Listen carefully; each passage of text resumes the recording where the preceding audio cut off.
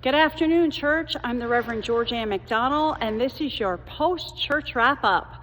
The liturgical year is coming to an end, and our readings are growing darker and darker as the year grows darker and darker out there.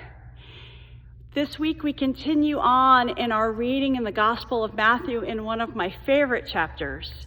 Jesus tells a story this week to his followers about a very cruel landlord who goes and gives talents of differing amounts to 3 different slaves, and then he comes back and reckons with them.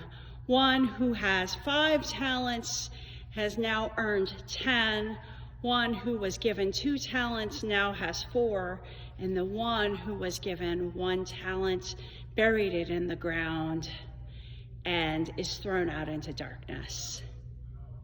A number of years ago, I used to go to a coffee shop every Friday and hang out there in my collar, and had a regular trade of being able to have conversation and dialogue with people.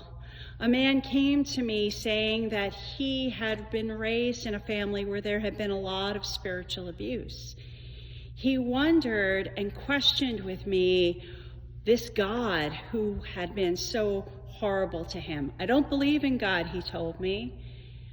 I've been set free by Christopher Hitchens. I invited him to sit down with me and tell me about this God.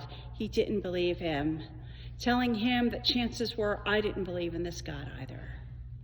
As we sat and talked over several months, we found so much that we had in common. I too believed in science. I too believed in evolution. This young man over time found himself wandering into church.